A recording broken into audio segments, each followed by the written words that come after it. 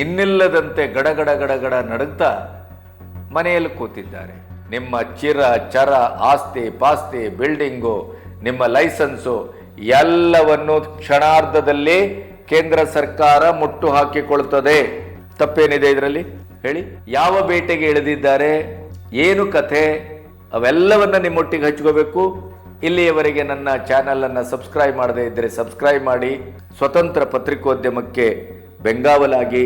ಅದರ ಜೊತೆಗೆ ನನ್ನ ವಿಡಿಯೋ ಸ್ವಲ್ಪ ದೀರ್ಘವಾಗುತ್ತೆ. ಯಾಕೆಂತಂದ್ರೆ ನಾನು ದಿನಕ್ಕೆ ಒಂದು ತಪ್ಪಿದರೆ 2 ವಿಡಿಯೋ ಮಾಡೋದು. ಇಡೀದಾದಂಥ ರಾಜಕೀಯ ವಿದ್ಯಮಾನಗಳನ್ನು ನನ್ನ ಒಂದು ಧ್ವನಿ ಸುರುಳಿಯಲ್ಲಿ ನಿಮಗೆ ನಾನು ನೀಡುವ ಪ್ರಯತ್ನವನ್ನು ಮಾಡ್ತೇನೆ, ವಿತ್ ಫ್ಯಾಕ್ಟ್ ಆ್ಯಂಡ್ ಫಿಗರ್ಸ್. ಹಾಗಾಗಿ ಸ್ವಲ್ಪ ದೀರ್ಘ ಆಗುತ್ತೆ.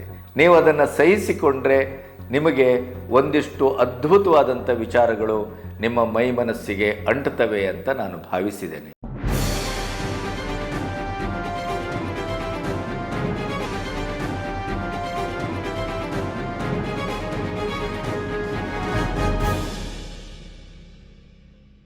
ನಮಸ್ತೆ, ಬಿ ಗಣಪತಿ ನ್ಯೂಸ್ ಚಾನಲ್ಗೆ ಸ್ವಾಗತ. ನಾವೊಂದು 2 ದಿನದ ಹಿಂದೆ ಒಂದು ವಿಡಿಯೋವನ್ನು ಮಾಡಿದ್ದೆವು. ಮಳೆಗಾಲದ ಅಧಿವೇಶನ ಆರಂಭವಾಗಿ 10ರಿಂದ 11 ದಿನ ಕಳೆದಾಗಲೂ ಕೂಡ ಅಮಿತ್ ಶಾ ಸೆಷನ್ಗೆ ಯಾಕೆ ಬರ್ತಾ ಇಲ್ಲ? ಕಾಂಗ್ರೆಸ್ನವರ ವಾದ ಬೇರೆಯೇ ಇದೆ. ಮೋದಿ ಅಮಿತ್ ಶಾ ಹೆದರಿದ್ದಾರೆ, ಬೆದರಿದ್ದಾರೆ, ಮೊಳಕಾಲು ಊರಿದ್ದಾರೆ, 56 ಇಂಚು ಕುಗ್ಗಿ ಕ್ಷುದ್ರವಾಗಿದೆ, ಅವರನ್ನ ಮನೆಗೆ ಹೋಗಿ ಎಳೆದು ಹೊರಗೆ ತರ್ತೇವೆ ಅಮಿತ್ ಶಾರನ್ನ. ಮಲ್ಲಿಕಾರ್ಜುನ ಖರ್ಗೆ ಗುಡುಗಿದ್ರು, ಗಂಟಲು ಹರ್ಕೊಂಡ್ರು. ಸಿಜೆಪಿಯ ಈ ಪ್ರತಿಭಟನೆ, ಪ್ರಧಾನವರ ರಾಜೀನಾಮೆ, ಆ ಪ್ರಯುಕ್ತ ಅಮಿತ್ ಶಾ ಇನ್ನಿಲ್ಲದಂತೆ ಗಡಗಡ ಗಡಗಡ ನಡುಗ್ತಾ ಮನೆಯಲ್ಲಿ ಕೂತಿದ್ದಾರೆ. ಕಾಂಗ್ರೆಸ್ಸಿನ ಈ ಪಾರ್ಲಿಮೆಂಟಿನ ಸೆಷನ್ನಿನ ಒಳಗೆ ಮತ್ತು ಹೊರಗಡೆಯ ಪ್ರತಿಭಟನೆಗೆ ಅದರ ನಿಜವಾದ ಕಾರಣ ಏನು? ಅಮಿತ್ ಶಾ ಸದನಕ್ಕೆ ಬರ್ತಾ ಇಲ್ಲ, ಆದರೆ ಪಾರ್ಲಿಮೆಂಟಿಗೆ ಬರ್ತಾ ಇದ್ದಾರೆ, ಅವರ ಕಚೇರಿಗೆ ಬರ್ತಾ ಇದ್ದಾರೆ. ಎಂದಿಗಿಂತ ಹೆಚ್ಚು ಬೇಗ ಬರ್ತಾರೆ. ಮಧ್ಯರಾತ್ರಿ ಕಳೆದ ಮೇಲೂ ಕೆಲಸ ಮಾಡ್ತಾ ಇದ್ದಾರೆ. ಅಹೋರಾತ್ರಿ ಎಲ್ಲರನ್ನು ಭೇಟಿ ಮಾಡ್ತಾ ಇದ್ದಾರೆ, ಚರ್ಚೆ ಮಾಡ್ತಾ ಇದ್ದಾರೆ. ಹಾಗಾದ್ರೆ ಏನು? ಅಮಿತ್ ಶಾ ಯಾವಾಗಲೂ ಸದನಕ್ಕೆ ಬರಲಿಲ್ಲ ಅಂತ ಅಂದ್ರೆ ಅದು ಹುಲಿಯ ಹೊಂಚು ಹಾಕುವಿಕೆಗೆ ಸಾದೃಶ್ಯವಾಗಿರುತ್ತೆ ಅಂತ ಅರ್ಥ. ಯಾವುದೋ ಒಂದು ಭರ್ಜರಿ ಬೇಟೆಗೆ ಅದು ಹೊಂಚು ಹಾಕ್ತಾ ಇದೆ, ತಯಾರಿ ನಡೆಸ್ತಾ ಇದೆ. ಆವಾಗ ನಾವು ಆ ವಿಡಿಯೋದಲ್ಲಿ ಹೇಳಿದ್ದೆವು, ಅದು ಬೇರೆ ಯಾವುದೂ ಅಲ್ಲ, FCRA, foreign contribution regulating amendment bill 2026. ಇದು ಒಂದು ರೀತಿಯಲ್ಲಿ ಭಾರತವನ್ನ ಒಂದು ಸುಭದ್ರವಾಗಿ, ಸಶಕ್ತವಾಗಿ, ನಿರ್ಭೀತವಾಗಿ ಕಟ್ಟಬೇಕು ಅಂತಾದರೆ ಭಾರತದ ಒಳಗಡೆ ರಕ್ತಸಿಕ್ತ ಇತಿಹಾಸದ ಮೂಲಕ ಭಾರತವನ್ನ ನಾವು ಬಗ್ಗು ಬಡಿತೇವೆ ಅನ್ನುವ ಭಯೋತ್ಪಾದಕರಿಗೆ ಆಶ್ರಯ ಕೊಡುವಂಥ ದೇಶದ್ರೋಹಿಗಳ ಹೆಡೆಮುರಿ ಕೊಟ್ಟಬೇಕು ಅಂತಾದರೆ, ಇಡೀ ಸ್ಥಿರ ಸರ್ಕಾರ ಮತ್ತು ಸಮೃದ್ಧವಾದಂಥ ಭಾರತದ ಕನಸು ಹೊತ್ತ ಒಂದು ಆಡಳಿತದ ಚುಕ್ಕಾಣಿ ಹಿಡಿದವರನ್ನ ಆಗಾಗ ಗಲಭೆ, ದೊಂಬಿ, ಪ್ರತಿಭಟನೆ ಇತ್ಯಾದಿಗಳ ಮೂಲಕ ಅವರನ್ನ ಅಸ್ಥಿರಗೊಳಿಸಲಿಕ್ಕೆ ಹೋರಾಡ್ತಾ ಇರುವಂಥವರ ಇಡೀ ಸಮೂಹವನ್ನ ಒಂದು ಮುಷ್ಟಿಗೆ ಹಿಡಿದು ಅವರನ್ನ ನಿರ್ಬಂಧಗೊಳಿಸಬೇಕು ಅಂತಾದ್ರೆ FCRA ಬಿಲ್ ಅನಿವಾರ್ಯ. ಡಿಮಾನಿಟೈಸೇಷನ್ ಆದಾಗ ಏನ್ ಕಡ್ದು ಹಾಕಿದ್ರು ಮೋದಿ ಅಂತ ಕೇಳಿದ್ರು. ಆದರೆ ಪಾಕಿಸ್ತಾನದ ಭಯೋತ್ಪಾದಕತೆಯ ಇಡೀಯದಾದಂಥ ಒಂದು ನಡುವನ್ನ, ಬೆನ್ನೆಲುಬನ್ನ ಸಂಪೂರ್ಣವಾಗಿ ಮುರಿದು ಮುಕ್ಕಿದ್ರಲ್ಲ. ಡಿಮಾನಿಟೈಸೇಷನ್ ನಿಂದ ಭಾರತಕ್ಕೆ ಮೇಲಿಂದ ಮೇಲೆ ಎರಗುವ ಪಾಕ್ ಪ್ರಚೋದಿತ ಮತ್ತು ಪ್ರಾಯೋಜಿತ ಒಂದು ಭಯೋತ್ಪಾದಕತೆಯನ್ನ ಯಾವ ಮಟ್ಟದಲ್ಲಿ ಅದನ್ನು ನೆಲಸಮಗೊಳಿಸಿದ್ರು, ಸ್ತಂಭೀಭೂತಗೊಳಿಸಿದ್ರು ಅನ್ನೋದನ್ನು ನಾವು ಗಮನಿಸಿದ್ದೇವೆ. ಅಂಥದ್ದೇ ಒಂದು ಬಿಲ್ಲು FCRA. ಈ ಫಾರಿನ್ ಫಂಡ್ ನಿಂದಲೇ ಬದುಕುವಂತ ಒಂದಿಷ್ಟು ಕ್ಷುದ್ರ ಜೀವಿಗಳು ನಮ್ಮ ದೇಶದಲ್ಲಿದ್ದಾರೆ. ಪತ್ರಕರ್ತರಿದ್ದಾರೆ, ಪ್ರೊಫೆಸರ್ಸ್ಗಳಿದ್ದಾರೆ, ಬುದ್ಧಿಜೀವಿಗಳಿದ್ದಾರೆ, ಎಡಚರಿದ್ದಾರೆ. ಯಾರ್ಯಾರಿಲ್ಲ ಹೇಳಿ?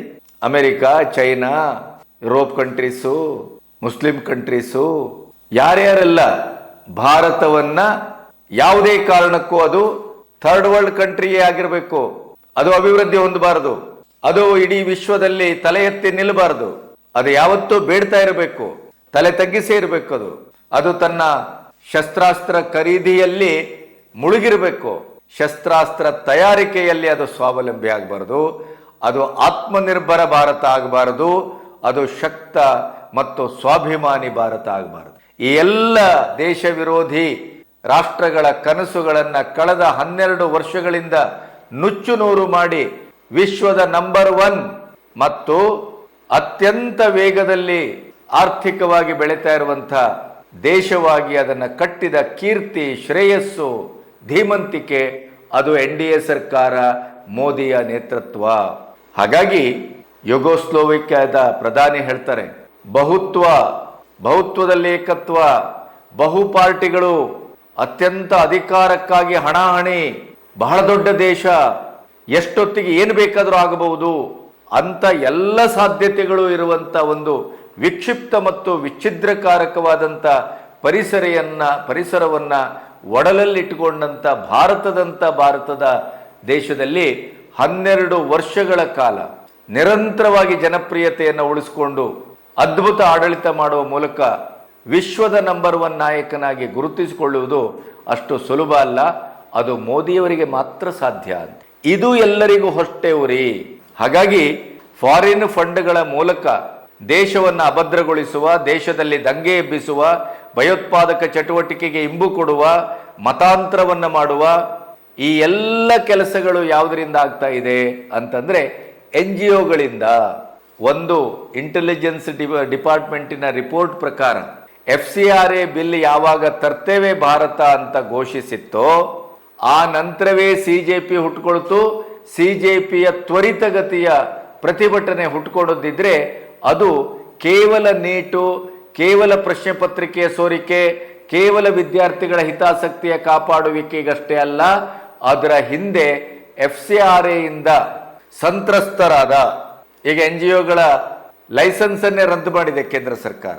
ವಾಂಗ್ಚುಕ್ನ NGO ಸಂಸ್ಥೆಯ ಲೈಸೆನ್ಸು ರದ್ದಾಗಿದೆ, ನಿಮಗೆ ನೆನಪಿರಬೇಕು. ಇಡೀ ಜಂತರ್ ಮಂತರಲ್ಲಿ 60%ಕ್ಕೂ ಹೆಚ್ಚು ಜನ ಈ NGO ಸಂಸ್ಥೆಗಳ ಅದರ ಇಡೀ ಫಲಾನುಭವಿಗಳು. ಅದರ ಲೈಸೆನ್ಸ್ ರದ್ದಾಗಿದೆ, FCRA ಬರ್ತಾ ಇದೆ, ಅವರ ಕುತ್ತಿಗೆ ಹಿಡಿತಾ ಇದ್ದಾರೆ. FCRA ಫಂಡ್ ಅನ್ನ ಬರುವುದನ್ನ ಭಾರತ ತಡೆತಾ ಇಲ್ಲ. FCRA ಬಿಲ್ ಮೂಲಕ NGOಗಳಿಗೆ ಬರ್ತಾ ಇರುವಂತ ಫಂಡ್ ಅನ್ನ ಕೇಂದ್ರ ಸರ್ಕಾರ ತಡೆ ಹಿಡಿತಾ ಇಲ್ಲ, ತೆಗೆದುಕೊಳ್ಳಬಹುದು. ಆದರೆ ಎಲ್ಲಿಂದ, ಎಷ್ಟು, ಯಾಕೆ, ಏನು, ಯಾವುದಕ್ಕಾಗಿ ಬಂದಿದೆ, ಯಾವ ರಾಜ್ಯದಲ್ಲಿ ಖರ್ಚು ಮಾಡಿದ್ದೀರಿ, ನಿಮ್ಮ ಸೋಷಿಯಲ್ ಮೀಡಿಯಾದ ಅಕೌಂಟಿಂಗ್ ಮಾನಿಟರಿಂಗ್ ಆಗುತ್ತೆ, ಸ್ಕ್ಯಾನ್ ಆಗುತ್ತೆ. ಪ್ರತಿಯೊಂದು NGOದ ಪ್ರತಿ ಲೆಕ್ಕಾಚಾರಗಳು, ಬರುವುದು, ಖರ್ಚು ಮಾಡುವುದು, ಅದರ ಉದ್ದೇಶಕ್ಕಾಗಿ ಖರ್ಚಾಗ್ತಾ ಇದೆಯಾ, ಇವೆಲ್ಲವನ್ನ ಮಾನಿಟರ್ ಮಾಡಿ ಒಂದು ಸ್ಕ್ರೂಟಿನೈಸ್ ಮಾಡಲಿಕ್ಕೆ ಹೊರಟಂತ ಒಂದು ಬಿಲ್ ಏನಾದ್ರು ಇದ್ರೆ ಅದು FCRA. ಇದರ ಬಗ್ಗೆ ಯಾಕೆ ತಲೆಬಿಸಿ? ನೀವು ಸಮಾಜ ಉದ್ಧಾರಕ್ಕೆ ತೆಗೆದುಕೊಳ್ತಾ ಇದ್ದೀರಿ, ಬುಡಕಟ್ಟು ಜನಾಂಗದನ್ನ ಸುಶಿಕ್ಷಿತಗೊಳಿಸಬೇಕು ಅಂತ ಫಂಡ್ ತಗೊಳ್ತಾ ಇದ್ದೀರಿ, ಸ್ವಚ್ಛತೆ ಅಂತ ತಗೊಳ್ತೀರಿ, ಅಂತರ್ಜಲ ಅಭಿವೃದ್ಧಿ ಅಂತ ತಗೊಳ್ತೀರಿ, ಪರಿಸರ ಉದ್ಧಾರ ಅಂತ ತಗೊಳ್ತೀರಿ, ಶಿಕ್ಷಣ ಅಂತ ತಗೊಳ್ತೀರಿ. ಆದರೆ ಖರ್ಚು ಮಾಡೋದು ಯಾವ ಅಪ್ಪನಿಗೆ ಲೆಕ್ಕ ಕೊಟ್ಟಿದ್ದೀರಿ? ಎಲ್ಲಿಟ್ಟಿದ್ದೀರಿ ಲೆಕ್ಕ? ಎಷ್ಟು ಜನರದ್ದು ನೆಲೆ, ಬೆಲೆ, ಕಾರ್ಯ ಯಾವುದೂ ಇಲ್ಲದೆ ಇದ್ದಂತ ಎಷ್ಟು ಸಾವಿರ NGOಗಳು ಬೇಕು ಈ ದೇಶದಲ್ಲಿ? ಯಾರಾದರೂ ಲೆಕ್ಕಾಚಾರ ಕೊಟ್ಟಿದ್ರೇನು? ಇಲ್ಲ. ಈ NGOಗಳ ಹೆಸರಿನಲ್ಲಿ ಬರ್ತಾ ಇರುವಂತ ಅಮೆರಿಕನ್ ಫಂಡು ದೇಶದ್ರೋಹದ ಕೆಲಸಕ್ಕೆ ಬಳಕೆ ಆಗ್ತಾ ಇದೆ, ಸರ್ಕಾರದ ವಿರುದ್ಧ ಚಳವಳಕ್ಕೆ ಬಳಕೆ ಆಗ್ತಾ ಇದೆ, ಸ್ಲೀಪರ್ ಸೆಲ್ಗಳಾಗಿ ಕೆಲಸ ಮಾಡ್ತಾ ಇರುವಂತ ಭಯೋತ್ಪಾದಕರನ್ನ ಹುಟ್ಟುಹಾಕ್ಲಿಕ್ಕೆ ಅದು ವಿನಿಯೋಗ ಆಗ್ತಾ ಇದೆ, ಮತಾಂತರಕ್ಕೆ ಆಗ್ತಾ ಇದೆ. ಇಂಥ ಸಮಾಜ ವಿರೋಧಿ ಮತ್ತು ವಿಚ್ಛಿದ್ರಕಾರಕ ಶಕ್ತಿಗಳ ಒಟ್ಟಿಗೆ ಶಾಮೀಲಾಗುವಂತ ಕೆಲಸಕ್ಕೆ NGOಗಳು ಮತ್ತು NGOಕ್ಕೆ ಬರ್ತಾ ಇರುವಂತ ಫಂಡು ವಿನಿಯೋಗ ಆಗ್ತಾ ಇರುವುದರ ಬಗ್ಗೆ ಬಹಳಷ್ಟು ದಾಖಲೆ ಸಿಕ್ಕಿರೋದ್ರಿಂದಲೇ ಮೋದಿ ಸರ್ಕಾರ FCRA ಬಿಲ್ ಅನ್ನ ತರಲಿಕ್ಕೆ ಹೊರಟಿತು. Foreign contribution regulating amendment bill ಅಂದ್ರೆ ಇದನ್ನ ರೆಗ್ಯುಲೇಷನ್, ಮಾನಿಟರಿಂಗ್, ಬಂದ ಹಣ ಬಂದ ಉದ್ದೇಶಕ್ಕೆ ಖರ್ಚಾಗ್ತಾ ಇದೆಯೋ ಇಲ್ವೋ, ಇವರಿವರ ಸ್ವಾರ್ಥಕ್ಕಾಗಿ, ಇವರಿವರ ರಾಜಕಾರಣಕ್ಕಾಗಿ, ಇವರು ಇಲ್ಲಿ NDA ಸರ್ಕಾರದ, ಮೋದಿ ಸರ್ಕಾರದ ವಿರುದ್ಧ ದಂಗೆ ಎಬ್ಬಿಸುವುದಕ್ಕಾಗಿ. ಇಲ್ಲದೆ ಇದ್ರೆ CJPಗೆ 36 ದಿನಕ್ಕೆ ಫಂಡ್ ಮಾಡಿದವರು ಯಾರು? ಯಾಕೆ ಫಂಡ್ ಮಾಡ್ತಾರೆ? ಯಾಕೆ ವಿದೇಶದಿಂದ ಊಟ ಬರ್ತದೆ? ಐಷಾರಾಮಿ ಪ್ರತಿಭಟನೆ ಯಾಕಾಗತ್ತೆ? ಯಾವುದೇ ರೀತಿಯ ಇನ್ಕಮ್ ಇಲ್ಲದೆ ಇದ್ದಂತ ಬಹುತೇಕ ಜನ ಅಲ್ಲಿ ಅದರ ಅಧ್ವೈರ್ಯವನ್ನು ವಹಿಸಿದವರು. ಇವರಿಗೆಲ್ಲ ದುಡ್ಡು ಎಲ್ಲಿಂದ? 5 ಸ್ಟಾರ್ ಕಲ್ಚರಿನ ಪಾರ್ಟಿಯಲ್ಲಿಂದ, 5 ಸ್ಟಾರ್ 7 ಸ್ಟಾರ್ ವಸತಿಯಲ್ಲಿಂದ? ಈ ಪ್ರಶ್ನೆಗಳು ಬರ್ತಾವಲ್ಲ. ಇದೆಲ್ಲದರ ಹಿಂದೆ ಇರುವುದೆಂಥದ್ದು? ಇದೇ foreign fund. Bharat FCRA bill ತರ್ತಾ ಇದೆ. ಈಗಾಗಲೇ ಫಾರಿನ್ ಫಂಡ್ ಅನ್ನ ಸ್ವೀಕರಿಸುವ ಬಹುತೇಕ ರಾಷ್ಟ್ರಗಳಲ್ಲಿ ಈ ತರದ ಕಾನೂನಿದೆ. ರೆಗ್ಯುಲೇಟಿಂಗ್ ಆಕ್ಟ್ ಇದೆ, ಮಾನಿಟರಿಂಗ್ ಇದೆ. ಒಂದೊಂದು ಪೈಸೆಯು ಎಲ್ಲ ಖರ್ಚಾಗ್ತಾ ಇದೆ ಅನ್ನೋದ್ರ ಬಗ್ಗೆ ಲೆಕ್ಕಾಚಾರ ಸರ್ಕಾರದ ವಶದಲ್ಲಿ ಇರತಕ್ಕದ್ದು ಇರಬೇಕು. ಬೇರೆ ದೇಶಕ್ಕೆಲ್ಲ ಓಕೆ, ಭಾರತದಲ್ಲಿ ಮಾತ್ರ ಯಾಕೆ ಬೇಡ? ಅಮೆರಿಕ ಅಂತೂ ಉರಿದು ಬೀಳ್ತಾ ಇದೆ. ಈ ಬಿಲ್ ಏನಾದ್ರೂ ನೀವು ತಂದ್ರೆ ಅಂತಾದ್ರೆ ಅಮೆರಿಕ ಮತ್ತು ಭಾರತದ ಬಯಾಟ್ರಲ್ ಏನು ಸಂಬಂಧ ಇದೆ, ದ್ವಿಪಕ್ಷೀಯ ಒಂದು ಸಂಬಂಧ, ಅದು ಸಂಪೂರ್ಣವಾಗಿ ನಾಶ ಆಗಿ ಹೋಗುತ್ತೆ. ಬಿ ಕೇರ್ಫುಲ್, ಹುಷಾರ್ ಅಂತ ಅಲ್ಲಿಯ ಕಾನೂನು ತಜ್ಞರು ಮತ್ತು ಆಡಳಿತ ಮತ್ತು ವಿರೋಧ ಪಕ್ಷ ಒಟ್ಟಾಗಿ ಭಾರತವನ್ನ ಬೆದರಿಸ್ತಾ ಇದೆ. ಈ ಬೆದರಿಕೆಗೆಲ್ಲ ಹೆದರುವಂತ ಸರ್ಕಾರ ಇದು UPA ಅಲ್ಲ, ಇದು NDA. ಇದರ ನೇತೃತ್ವ ವಹಿಸಿದ್ದು ಮೋದಿ. ಇದರ ಇಡೀಯದಾಗಿ ಅದರ ಕಾರ್ಯಾಚರಣೆಯ ಭಾರ ಜವಾಬ್ದಾರಿ ಹೊತ್ತದ್ದು ಚಾಣಾಕ್ಷ ಅಮಿತ್ ಶಾ. ಯಾರು ಭಾರತವನ್ನ ಅಮೆರಿಕದ ಅಧ್ಯಕ್ಷರ ತಾಳಕ್ಕೆ ತಕ್ಕಾಗಿ ಕುಣಿತಾರೆ, ಅಮೆರಿಕಕ್ಕೆ ಹೆದರ್ತಾರೆ, ಅಮೆರಿಕದ ಅಧ್ಯಕ್ಷ ಟ್ರಂಪ್ಗೆ ಹೆದರ್ತಾರೆ, ಟ್ರಂಪ್ ಶಂಕದಿಂದ ತೀರ್ಥ ಬಂದದ್ದನ್ನ ಇಲ್ಲಿ ಮೋದಿ ಸ್ವೀಕರಿಸ್ತಾರೆ ಅಂತ ನಿರಂತರವಾಗಿ ಹೇಳ್ತಾ ಬಂದಂತ ನರೇಂದರ್ ಸರಂಡರ್ ಅಂತಿರುವಂಥ ಇದೇ ಕಾಂಗ್ರೆಸ್ಸು ಇವತ್ತು FCRAಯನ್ನ ಯಾಕೆ ವಿರೋಧಿಸಬೇಕು? FCRAಯನ್ನ ಭಾರತದ ಒಳಗಿರುವವನಕ್ಕಿಂತ ಅಮೆರಿಕ ಹೆಚ್ಚು ವಿರೋಧಿಸ್ತಾ ಇದೆ. ತಂದ್ರೆ ಜಾಗ್ರತೆ ಅಂತ ಹೇಳ್ತಾ ಇದೆ. ಆದರೂ ಅದನ್ನು ತರುವ ಪ್ರಯತ್ನವನ್ನ ಭಾರತ ಮಾಡ್ತಾ ಇದೆ. ಅದರಲ್ಲೂ ಇದೇ ಮಳೆಗಾಲದ ಅಧಿವೇಶನದಲ್ಲಿ ಟೇಬಲ್ ಮಾಡಬೇಕು, ಅದರ ಚರ್ಚೆ ಆಗಬೇಕು, ಅದನ್ನ ಪಾಸ್ ಮಾಡಬೇಕು ಅಂತ ಹೊರಟಿದ್ದಾರೆ. ನೀವು ಆ ಧೀಮಂತಿಕೆಗೆ ಶಬಾಸ್ ಹೇಳ್ಬೇಕಲ್ಲ. ಟ್ರಂಪೇ ಇದರ ವಿರುದ್ಧ ನಿಂತಿದ್ದಾರೆ. ಇಡೀ ವೈಟ್ ಹೌಸ್ ವಿರುದ್ಧ ನಿಂತಿದೆ, ಕಾನೂನು ತಜ್ಞರ ವಿರುದ್ಧ ನಿಂತಿದ್ದಾರೆ, ಪತ್ರಕರ್ತರ ವಿರೋಧಿಸ್ತಾ ಇದ್ದಾರೆ. ಮೋದಿ ಸರ್ಕಾರವನ್ನ ಕೆಳಗಿಳಿಸಬೇಕು ಅನ್ನುವ ಘೋಷಣೆ ಕೂಗ್ಲಲ್ಪಡ್ತಾ ಇದೆ ಅಮೆರಿಕದಲ್ಲಿ. ಆದರೂ ಅದರ ವಿರುದ್ಧ NDA ಸರ್ಕಾರ FCRA ತರಬೇಕು ಅಂತ ಹೊರಟಾಗ ನೀವು ಅದರ ಬೆಂಬಲಿಸಬೇಕಿತ್ತು. ಆದರೆ ದೌರ್ಭಾಗ್ಯ ಅಂತಂದ್ರೆ ಅಮೆರಿಕದವರ ಕೂಗಿಗೆ ಬೆಂಗಾವಲಾಗಿ ಅವರ ಪ್ರತಿನಿಧಿಯೋ ಅನ್ನುವ ರೀತಿಯಲ್ಲಿ ಭಾರತದಲ್ಲಿ FCRA ಬಿಲ್ಲಿನ ವಿರುದ್ಧ ಹೂಂಕರಿಸ್ತಾ ಇರುವಂತದ್ದು, ವಿರೋಧಿಸ್ತಾ ಇರುವಂತದ್ದು ಮೊದಲಾಗಿ ಕಾಂಗ್ರೆಸ್ಸಿಗೆ ಈ ದೇಶ ಒಳ್ಳೇದಾಗಬೇಕಾದಂತ ಯಾವ ಬಿಲ್ಲೂ ಬೇಡ. ಅದಕ್ಕೆ ನೀಟ್ ಎಕ್ಸಾಮು ಅವರ ಕಾಲದಲ್ಲಿ 200ಕ್ಕೂ ಹೆಚ್ಚು ಬಾರಿ ಲೀಕ್ ಆಗಿದೆ, ಅದಕ್ಕೆ ಏನು ಮಾಡಿಲ್ಲ. ಆದರೆ ಮೋದಿ ಸರ್ಕಾರ ನೀಟ್ ಎಕ್ಸಾಮಿನ ಪ್ರಶ್ನಾ ಪತ್ರಿಕೆ ಲೀಕ್ ಆದಂತ ನೈತಿಕತೆಯನ್ನು ಹೊತ್ತುಕೊಳ್ಳೋದಷ್ಟೇ ಅಲ್ಲ, ಇನ್ನು ಶತಮಾನ ಕಳೆದರೂ ಆ ಪ್ರಶ್ನೆ ಪತ್ರಿಕೆ ಲೀಕ್ ಆಗಕೂಡದು ಅಂತ ಒಂದು ಕಾಠಿಣ್ಯವಾದ ಕಾನೂನನ್ನು ತರಲಿಕ್ಕೆ ಮುಂದಾಯಿತು. ಅದನ್ನು ವಿರೋಧಿಸ್ತಾ ಇದೆ. ರೈತರು ಮಧ್ಯವರ್ತಿಗಳ ಕಪಿಮುಷ್ಟಿಯಲ್ಲಿದ್ದಾರೆ, ಅವರನ್ನ ತೆಗೆದು ರೈತರನ್ನ ಸ್ವಾವಲಂಬಿಗಳನ್ನಾಗಿ ಮಾಡಬೇಕು ಅಂತಂದ್ರೆ ಅದನ್ನು ವಿರೋಧಿಸ್ತಾ ಇದೆ. ಅಮೆರಿಕ ಮತ್ತು ಭಾರತದ ಮಧ್ಯೆ ಯಾವ ಟ್ರೇಡ್ ಡೀಲು ಆಗೇ ಇಲ್ಲ, ರೈತರ ಹಿತಾಸಕ್ತಿಯನ್ನ ಬಲಿ ಕೊಟ್ಟು ಮಾಡುವ ಪ್ರಶ್ನೆನೇ ಇಲ್ಲ ಅಂತೇಳಿ ಅದನ್ನ ಪೆಂಡಿಂಗ್ ಇಟ್ಟಿದೆ. ಓಹೋ, ಅಮೆರಿಕದೊಟ್ಟಿಗೆ ಟ್ರೇಡ್ ಡೀಲ್ ಆಗೋಯ್ತು ಅಂತ ಸುಳ್ಳೆ ಬೊಬ್ಬೆ ಹೊಡೆದು ಅದ್ರ ಬಗ್ಗೆ ಬೇರೆ ಪ್ರತಿಭಟನೆ ಈಗಲೂ ಇದೆ ತರ. FCRA ಬಿಲ್ ಅನ್ನ ವಿರೋಧಿಸುವ ಯಾವ ನೈತಿಕತೆಯೂ ಕಾಂಗ್ರೆಸ್ಸಿಗಿಲ್ಲ. ಮತ್ತೆ FCRA ಬಿಲ್ ಅನ್ನ ಯಾವ ರೀತಿಯಲ್ಲೂ ವಿರೋಧಿಸುವ ಪ್ರಶ್ನೆನೂ ಇಲ್ಲ.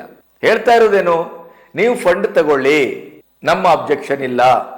ಆದರೆ ನೀವು ಅದನ್ನ ತಂದ ಫಂಡನ್ನ, ತೆಗೆದುಕೊಂಡ ಫಂಡನ್ನ, ಅದರ ಇಡೀ ಲೆಕ್ಕಾಚಾರ, ಅದರ ಇಡೀ ಬೀಜಗಳು, ಅದರ ಇಡೀ ಚಲನವನಲ್ಲ, ಅದು ಎಲ್ಲಿ, ಎಷ್ಟು, ಹೇಗೆ, ಯಾವುದಕ್ಕೆ ಖರ್ಚಾಗ್ತಾ ಇದೆ, ಅದು ನೀವು ತೆಗೆದುಕೊಂಡ ಉದ್ದೇಶಕ್ಕೆ ಖರ್ಚಾಗ್ತಾ ಇದೆಯೋ ಇಲ್ಲವೋ, ಇದೆಲ್ಲವನ್ನ ಕೇಂದ್ರ ಸರ್ಕಾರ ಮಾನಿಟರಿಂಗ್ ಮಾಡುತ್ತೆ. ಒಮ್ಮೆ ನೀವು ಫಂಡ್ ತೆಗೆದುಕೊಂಡದ್ದು ಒಂದು, ಇಲ್ಲಿ ಮತಾಂತರಕ್ಕೆ ಬಳಸ್ತಿದ್ದೀರಿ, ಇಲ್ಲಿ ದೊಂಬಿಗಳಿಗೆ ಬಳಸ್ತಾ ಇದ್ದೀರಿ, ರಾಜಕೀಯ ಕಾರಣಕ್ಕಾಗಿ ಬಳಸ್ತಾ ಇದ್ದೀರಿ, ಸರ್ಕಾರದ ವಿರುದ್ಧ ಬಳಸ್ತಾ ಇದ್ದೀರಿ ಅಂತ ಆದರೆ ರಾಷ್ಟ್ರದ ಹಿತಾಸಕ್ತಿಯನ್ನ ಬಲಿ ಕೊಡುವುದರ ಒಂದು ದೊಡ್ಡ ಎಡಚರ ಅಥವಾ JNU ಸಂಸ್ಕೃತಿ ಇಂಥದಕ್ಕೆ ನೀವು ಖರ್ಚು ಮಾಡ್ತಾ ಇದ್ದೀರಿ ಅಂತ ಆದರೆ ನಿಮ್ಮ ಚರ ಆಸ್ತಿ ಪಾಸ್ತಿ ಬಿಲ್ಡಿಂಗು ನಿಮ್ಮ ಲೈಸೆನ್ಸು ಎಲ್ಲವನ್ನು ಕ್ಷಣಾರ್ಧದಲ್ಲಿ ಕೇಂದ್ರ ಸರ್ಕಾರ ಮುಟ್ಟು ಹಾಕಿಕೊಳ್ತದೆ. ತಪ್ಪೇನಿದೆ ಇದರಲ್ಲಿ ಹೇಳಿ? ದೇಶದ ಹಿತಾಸಕ್ತಿಯ ವಿರುದ್ಧ ನೀವು ಈ ಫಾರಿನ್ ಫಂಡ್ ಅನ್ನ ನೀವು ಬಳಸ್ತೀರಿ ಅಂತ ಆದರೆ ಅದಕ್ಕೆ ಕ್ರಮ ತೆಗೆದುಕೊಳ್ಳಬಾರ್ದು ನಿಮ್ಮ NGO ಸಂಸ್ಥೆಗಳ ಮೇಲೆ. ನಿಮ್ದು NGO ಸಂಸ್ಥೆ ಸ್ವರ್ಗದಿಂದ ಬಂದದ್ದು ಅಂತ ನಾವು ಭಾವಿಸಬೇಕು ಅಂತ ಆದರೆ ಇದಕ್ಕಿಂತ ದೊಡ್ಡ ಫ್ರಾಡು ಮತ್ತು ಇದಕ್ಕಿಂತ ದೊಡ್ಡ ದೇಶದ್ರೋಹ ಇನ್ನೊಂದು ಇರಲಿಕ್ಕೆ ಸಾಧ್ಯವಿದೆಯೇ? ಪ್ರಶ್ನೆ. FCRA ಬಿಲ್ ಅನ್ನ ಯಾಕೆ ಅಮೆರಿಕ ವಿರೋಧಿಸ್ತಾ ಇದೆ? 10, 11, 12 ದಿನಗಳಿಂದ ಸಂಸತ್ತಿಗೆ ಬರ್ತಾ ಇಲ್ಲದೆ ಇದ್ದಂತ ಅಮಿತ್ ಶಾ ಕೊನೆಗೂ ಯಾವ ಬ್ರಹ್ಮಾಸ್ತ್ರವನ್ನು ಹಿಡ್ಕೊಂಡು ಬಂದ್ರು? ಯಾವ ಬೇಟೆಗೆ ಇಳಿದಿದ್ದಾರೆ? ಏನು ಕಥೆ? ಅವೆಲ್ಲವನ್ನ ನಿಮ್ಮೊಟ್ಟಿಗೆ ಹಂಚ್ಕೋಬೇಕು. ಇಲ್ಲಿಯವರೆಗೆ ನನ್ನ ಚಾನಲ್ ಅನ್ನ ಸಬ್ಸ್ಕ್ರೈಬ್ ಮಾಡದೇ ಇದ್ದರೆ ಸಬ್ಸ್ಕ್ರೈಬ್ ಮಾಡಿ. ಸ್ವತಂತ್ರ ಪತ್ರಿಕೋದ್ಯಮಕ್ಕೆ ಬೆಂಗಾವಲಾಗಿ. ಅದರ ಜೊತೆಗೆ ನನ್ನ ವಿಡಿಯೋ ಸ್ವಲ್ಪ ದೀರ್ಘವಾಗುತ್ತೆ. ಯಾಕೆಂತಂದ್ರೆ ನಾನು ದಿನಕ್ಕೆ ಒಂದು ತಪ್ಪಿದರೆ 2 ವಿಡಿಯೋ ಮಾಡುವುದು. ಇಡೀದಾದಂಥ ರಾಜಕೀಯ ವಿದ್ಯಮಾನಗಳನ್ನು ನನ್ನ ಒಂದು ಧ್ವನಿ ಸುರುಳಿಯಲ್ಲಿ ನಿಮಗೆ ನಾನು ನೀಡುವ ಪ್ರಯತ್ನವನ್ನು ಮಾಡ್ತೇನೆ ವಿತ್ ಫ್ಯಾಕ್ಟ್ ಆ್ಯಂಡ್ ಫಿಗರ್ಸ್. ಹಾಗಾಗಿ ಸ್ವಲ್ಪ ದೀರ್ಘ ಆಗುತ್ತೆ. ನೀವು ಅದನ್ನು ಸಹಿಸಿಕೊಂಡ್ರೆ ನಿಮಗೆ ಒಂದಿಷ್ಟು ಅದ್ಭುತವಾದಂಥ ವಿಚಾರಗಳು ನಿಮ್ಮ ಮೈ ಮನಸ್ಸಿಗೆ ಅಂಟುತ್ತವೆ ಅಂತ ನಾನು ಭಾವಿಸಿದ್ದೇನೆ. ನಿಮಗೇನು ಅನ್ನಿಸ್ತದೆ? ನಿಮ್ಮ ಈ FCRA ಬಗ್ಗೆ ನಿಮ್ಮ ನಿಲುವೇನು, ನಿಮ್ಮ ಅಬ್ಸರ್ವೇಷನ್ ಏನು, ಅವೆಲ್ಲವನ್ನು ಕಮೆಂಟಲ್ಲಿ ನೇರವಾಗಿ ತಿಳಿಸಿ. ಅದರ ಬಗ್ಗೆನೇ ಮತ್ತೆ ನಾವು ಮಾತಾಡೋದಕ್ಕೆ ನಿಮ್ಮ ಮಾತು ಕೂಡ ಒಂದು ನೆಲೆಯಾಗತ್ತೆ ಮತ್ತು ಪ್ರೋತ್ಸಾಹ ಆಗುತ್ತೆ. ಅಮೆರಿಕ ನೇರವಾಗಿ ತನ್ನ ಬಟ್ಟಂಗಿತನವನ್ನು ಬಯಲು ಮಾಡಿಕೊಂಡಿದೆ FCRA ಬಿಲ್ ಬಗ್ಗೆ. ಅವ್ರಿಗೆ ಯಾಕೆ ನಡುಕ ಅಂತಂದ್ರೆ ಸ್ವತಃ ಅಮಿತ್ ಶಾ ಅವರೇ FCRA ಬಿಲ್ ಅನ್ನ ಟೇಬಲ್ ಮಾಡ್ತಾರೆ. ಇಲ್ಲಿಯವರೆಗೆ ಅವರು ಅಹೋರಾತ್ರಿ ಕೆಲಸ ಮಾಡಿರುವ ಉದ್ದೇಶವೇ FCRA ಬಿಲ್ ಅನ್ನ ಯಾವುದೇ ಕಾರಣಕ್ಕೂ ಯಾವುದೇ ವಿಶ್ವದ ದೊಡ್ಡಣ್ಣ ದೊಡ್ಡ ನಾಯಕ ಅದನ್ನು ವಿರೋಧಿಸಿದ್ರು, ಧಮ್ಕಿ ಹಾಕಿದ್ರು. ನೋ ಡೌಟ್, ನೋ ವೇ, ನಾವು FCRA ಬಿಲ್ ಅನ್ನ ಈ ಅಧಿವೇಶನದಲ್ಲಿ ಪಾಸ್ ಮಾಡ್ತೇವೆ. ಕಾಂಗ್ರೆಸ್ ವಿರೋಧಿಸ್ಲಿ, ಎಡಚರು ವಿರೋಧಿಸ್ಲಿ, ಪ್ರಗತಿಪರರು ವಿರೋಧಿಸ್ಲಿ, JNU ಸಂಸ್ಕೃತಿಯವರು ವಿರೋಧಿಸ್ಲಿ, ದೇಶದ್ರೋಹಿಗಳು ವಿರೋಧಿಸ್ತಾರೆ. No doubt. ದೇಶವನ್ನ ಪ್ರೀತಿಸುವವರು, ದೇಶದ ಅಭಿವೃದ್ಧಿಯನ್ನು ಬಯಸುವವರು, ಸಶಕ್ತ ಭಾರತವನ್ನ ಆ ಬಗ್ಗೆ ಕನಸು ಕಾಣುವವರು, ಸ್ವಾಭಿಮಾನಿ ಭಾರತವನ್ನ ನಿರೀಕ್ಷೆ ಮಾಡುವವರು ಪ್ರತಿಯೊಬ್ಬರು FCRA ಬಿಲ್ಲಿನ ಪರವಾಗಿರ್ತಾರೆ. ಅಷ್ಟೇ ಅಲ್ಲ, ಅದು ಅವರ ಧ್ಯೇಯ ಆಗಿರುತ್ತೆ. ಆ ಬಿಲ್ಲು ಆಗಲೇಬೇಕು, ಕಾರ್ಯರೂಪಕ್ಕೆ ಬರಲೇಬೇಕು.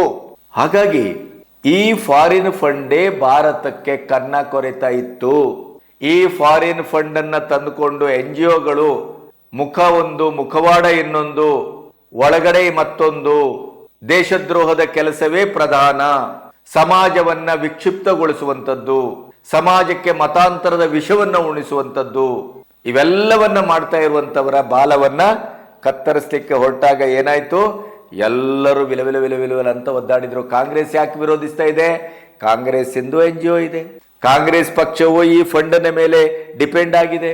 ಆಮೇಲೆ ದೇಶದ ಹೊರಗಿನ ಇಂಥ ಶಕ್ತಿಗಳೊಟ್ಟಿಗೆ ಶಾಮೀಲಾದಂಥ ಬಹಳಷ್ಟು ಜನರಿಗೆ ಇದು ನುಂಗಲಾರದ ತುತ್ತು, ಇನ್ಕ್ಲೂಡಿಂಗ್ ವಾಂಗ್ಚುಕ್.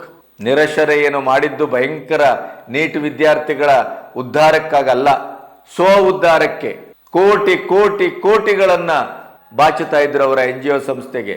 ಖರ್ಚು ಮಾಡೋದು ಯಾವುದಕ್ಕೆ? ಸ್ವಾರ್ಥಕ್ಕೆ ಮತ್ತು ದೇಶದಲ್ಲಿ ಉದ್ವಿಗ್ನತೆಯನ್ನು ಹುಟ್ಟು ಹಾಕೋದಕ್ಕೆ. ಅದಕ್ಕೆಲ್ಲ ಈಗ ಕಡಿವಾಣ ಹಾಕಬೇಕು ಅಂತೇಳಿ ಮೋಟಾ ಬಾಯ್ ಅಮಿತ್ ಶಾ ಅದ್ಭುತವಾದ ಎಂಟ್ರಿ ಕೊಡ್ತಾ ಇದ್ದಾರೆ ಸದನಕ್ಕೆ FCRA ಬಿಲ್ ಮೂಲಕ. ನಾವಿದನ್ನ ಬಹಳಷ್ಟು ಸಾರಿ ಹೇಳಿದ್ದೆವು. FCRA ಬಿಲ್ಗಾಗೇನೆ ಇವರು ತಯಾರಿಯನ್ನ ಮಾಡ್ತಾ ಇದ್ದಾರೆ ಅಂತ. ಅಮೆರಿಕ ಇಡೀದಾಗಿ ವಿರೋಧಿಸ್ತಾ ಇದೆ. ಭಾರತದಲ್ಲಿ ಇಡೀಯಾಗಿ ವಿರೋಧ ಪಕ್ಷ ವಿರೋಧಕ್ಕಾಗಿ ವಿರೋಧ ಮಾಡ್ತಾ ಇದೆ. ಈ FCRA ಬಿಲ್ಲು ಡಿಮೊನೆಟೈಸೇಷನ್ ಬಿಲ್ ಮಾಡಿದಂಥ ಕೆಲಸದಷ್ಟೇ ಪ್ರಧಾನವಾದದ್ದು. ಭಾರತವನ್ನು ಅಸ್ಥಿರಗೊಳಿಸುವ, ಭಾರತದ ವಿರೋಧ ಶಕ್ತಿಗಳೊಟ್ಟಿಗೆ ಅದು ಒಂದು ಭಯಂಕರ ದೊಡ್ಡ ಆರ್ಥಿಕ ಶಕ್ತಿಯಾಗಿ ಕೆಲಸ ಮಾಡ್ತಾ ಇತ್ತು ಅನ್ನೋದು ಗುಟ್ಟಾಗಿ ಏನು ಉಳಿದಿಲ್ಲ. FCRA ಬಿಲ್ ಒಂದು ಜಾರಿಗೆ ಬರಲಿ ನೋಡಿ, ಹೇಗೆ ಆಟೋಮೆಟಿಕ್ಲಿ ಈ ದೇಶದನ್ನ ವಿರೋಧಿಸುವ ದೇಶದ್ರೋಹಿಗಳು ಜಂತರ್ ಮಂತರಲ್ಲಿ ಬಂದು ತಿಂಗಳುಗಟ್ಟಲೆ ಕೂತ್ಕೊಳ್ಳುವವರು, ಸಮಾಜವನ್ನು ಒಡೆದು ಹಾಕುವವರು, ಮತಾಂತರಿಗಳು, ಲವ್ ಜೆಹಾದಿಗಳು ಇವರೆಲ್ಲರೂ ನೋಡಿ ಸಂಪೂರ್ಣವಾಗಿ ಸ್ಥಗಿತಗೊಳ್ತದೆ, 0 ಲೆವೆಲ್ಗೆ ಬಂದು ನಿಲ್ತದೆ. ನೋಡಿ ಬೇಕಾದ್ರೆ ಮೋದಿಯವರು ತರ್ತಾ ಇರುವಂತ ಒಂದೊಂದು ಬಿಲ್ಲು ಮತ್ತು ಒಂದೊಂದು ಆದೇಶ ಮತ್ತು ಒಂದೊಂದು ಹೆಜ್ಜೆ ಅದು ದೇಶ ಕಟ್ಟುವ ದಿಕ್ಕಿನಲ್ಲಿ ಪ್ರತಿಯೊಂದು ಬ್ರಹ್ಮಾಸ್ತ್ರವೇ ಅಂತ. ಹಾಗಾಗಿನೇ ವಿರೋಧ ಪಕ್ಷಗಳು ನಿಂತಲ್ಲೇ ನಡಗೋಗ್ತವೆ. ಇವರು ಏನು ಮಾಡ್ಲಿಕ್ಕೆ ಹೊರಟಿದ್ದಾರೆ? ಸ್ವಾರ್ಥ ಇಲ್ಲ, ಭ್ರಷ್ಟಾಚಾರ ಇಲ್ಲ, ತನಗೆ ತನ್ನ ಕುಟುಂಬಕ್ಕೆ ಅಂತಿಲ್ಲ. 24 ಗಂಟೆ ದೇಶ ದೇಶ ದೇಶ, 50-100 ವರ್ಷದ ಕನಸು. 2047ರಲ್ಲಿ ಅಭಿವೃದ್ಧಿಶೀಲ ಅಲ್ಲ, ಅಭಿವೃದ್ಧಿ ಹೊಂದಿದ ಭಾರತ ಮಾಡಿಯೇ ಸಿದ್ಧ. ಅದಕ್ಕೆ ಬೇಕಾದ ಎಲ್ಲವನ್ನು ಹಂತ ಹಂತವಾಗಿ ತರಲಿಕ್ಕೆ ಹೊರಟಿದ್ದಾರೆ.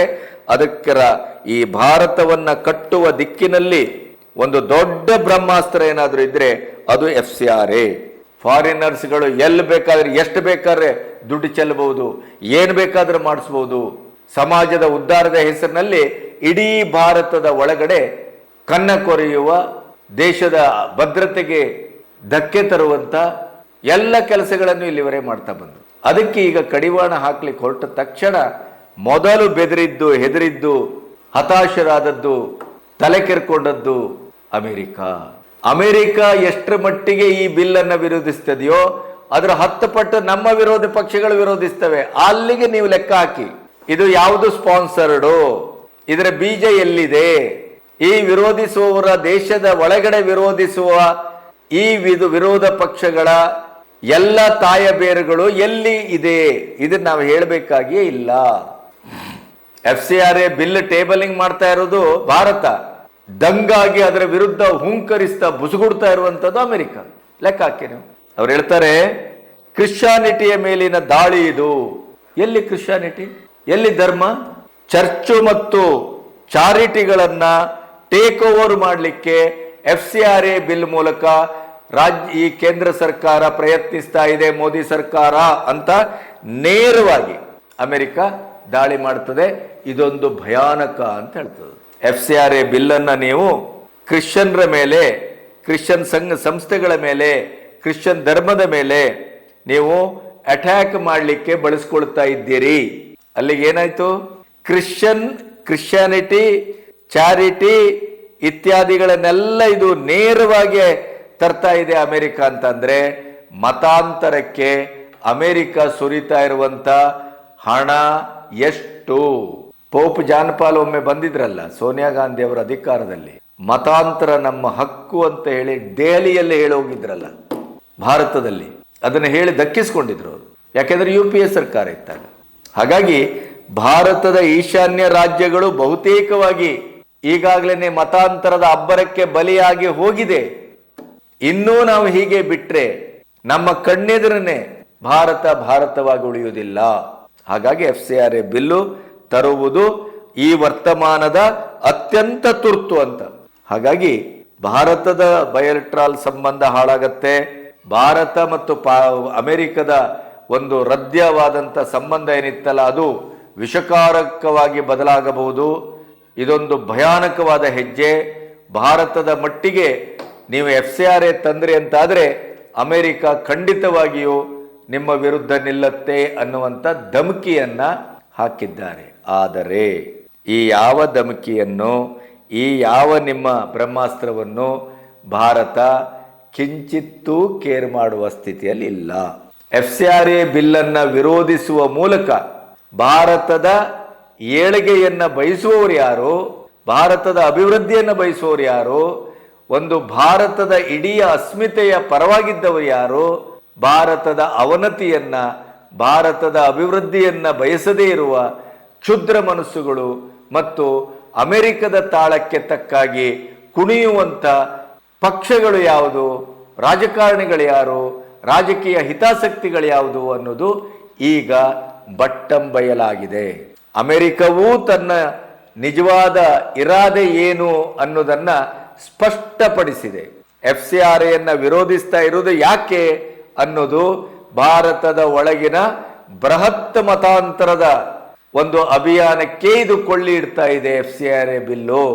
ಅದರಿಂದ ನಮ್ಮ ಉದ್ದೇಶ ಶತಮಾನದಿಂದ ನಾವೇನು ಪ್ರಯತ್ನ ಮಾಡ್ಕೊಂಡು ಬಂದಿದ್ದೇವಲ್ಲ ಅದು ಇವತ್ತು ಫಲಗೊಡುವ ಸಂದರ್ಭದಲ್ಲಿ ಅದರ ತೆನೆಯನ್ನೇ ಕತ್ತರಿಸ್ತಾ ಇದ್ದಾರಲ್ಲ ಈ ಮೋದಿ ಮತ್ತು ಅಮಿತ್ ಶಾ.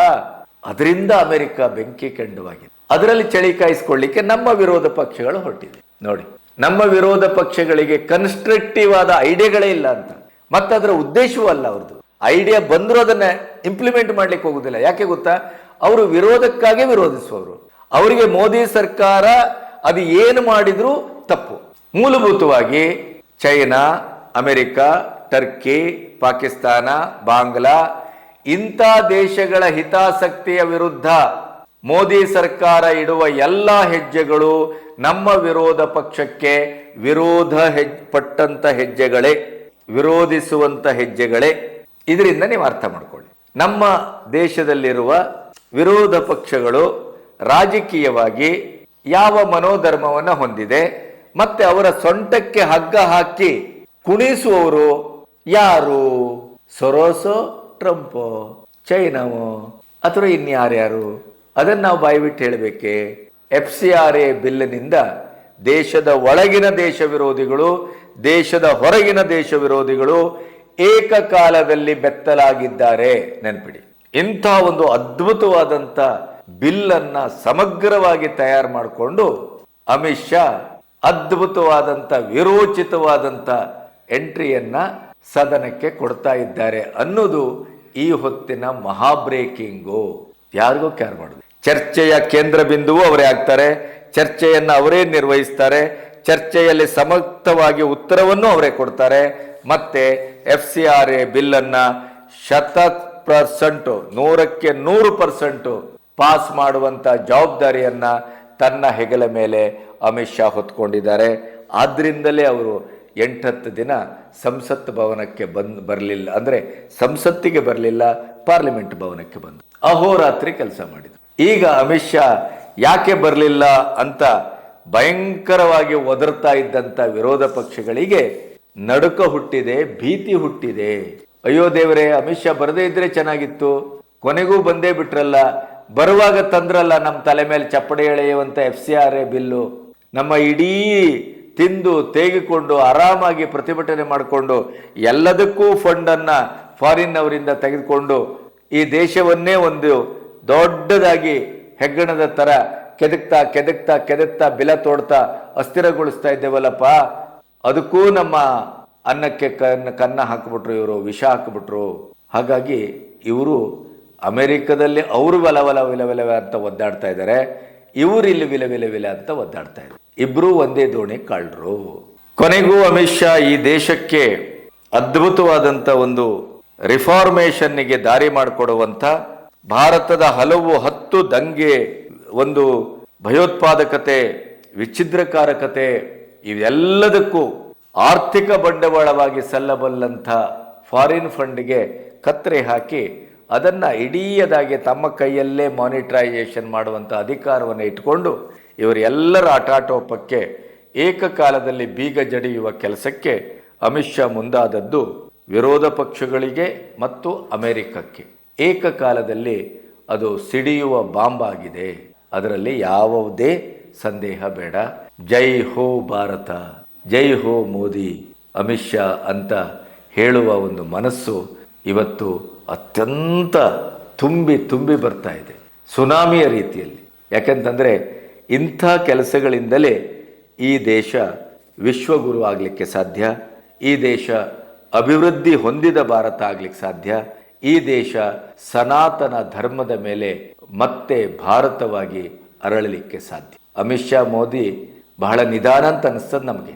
ಇವರು ಏನು 3ನೇ ಬಾರಿ ಆಯ್ಕೆ ಆದರೂ ಕೆಲವು ಕೆಲಸಗಳನ್ನೆಲ್ಲ ಮಾಡೇ ಇಲ್ವಲ್ಲ ಅಂತ ಅನಿಸ್ತದೆ. ಆದರೆ ಅವರು ಆ ಕೆಲಸಗಳನ್ನು ಮಾಡಬೇಕಾದ್ರೆ ಎಂಥ ತಯಾರಿ ಬೇಕು, ಎಂಥ ಎಂಟೆದೆ ಬೇಕು, ಇಂಥ ಎಲ್ಲ ದೇಶ ವಿರೋಧಿ ಶಕ್ತಿಗಳ ಮಧ್ಯೆ ನಾವು ಇದನ್ನೆಲ್ಲ ತರಬೇಕು ಅಂತಾದರೆ ಅದು ಎಂಥ ಒಂದು ಕಠಿಣವಾದ ಕೆಲಸ, ಅದಕ್ಕೆ ಎಷ್ಟು ಸಿದ್ಧತೆ, ತಯಾರಿ, ಸೂಕ್ಷ್ಮತೆ ಎಲ್ಲವೂ ಬೇಕಾಗತ್ತೆ ಅನ್ನೋದನ್ನು ಮತ್ತೆ ಮತ್ತೆ ಪ್ರೂವ್ ಮಾಡ್ತಾ ಇದೆ. ದೇಶವನ್ನು ಪ್ರೀತಿಸುವ ನನ್ನ ವೀಕ್ಷಕರೇ, ಬಂಧುಗಳೇ, ನಿಮಗೇನು ಅನ್ನಿಸ್ತದೆ ಅನ್ನೋದನ್ನು ಕಮೆಂಟ್ ಮಾಡಿ. ಈ ವಿಡಿಯೋವನ್ನು ಹೆಚ್ಚೆಚ್ಚು ಶೇರ್ ಮಾಡಿ. ದೀರ್ಘವಾಗಿದೆ ಅಂತ ದಯವಿಟ್ಟು ಕೊಂಕು ನುಡಿಬೇಡಿ. ದೇಶಕ್ಕಾಗಿ, ದೇಶದ ಹಿತಕ್ಕಾಗಿ, ಸನಾತನ ಧರ್ಮದ ಮರುಸ್ಥಾಪನೆಗಾಗಿ ಭಾರತವನ್ನು ಮತ್ತೆ ಒಂದು ವಿಜೃಂಭಿತ ಭಾರತವಾಗಿ ಕಾಣುವುದಕ್ಕಾಗಿ ನಮ್ಮ ಈ ಚಾನಲ್ಲು ಮುಡಿಪು. ಹಾಗಾಗಿ ನೀವು ಅದನ್ನು ಸಹಿಸ್ಕೊಳ್ತೀರಿ, ನೋಡ್ತೀರಿ, ಕಮೆಂಟ್ ಮಾಡ್ತೀರಿ, ಹೆಚ್ಚೆಚ್ಚು ಶೇರ್ ಮಾಡ್ತೀರಿ. ನನ್ನ ಸ್ವತಂತ್ರ ಪತ್ರಿಕೋದ್ಯಮಕ್ಕೆ ಇನ್ನಿಷ್ಟು ಶಕ್ತಿಯನ್ನು ತುಂಬ್ತೀರಿ ಅನ್ನುವ ಭರವಸೆ ನನ್ನದು. ನಮಸ್ತೆ.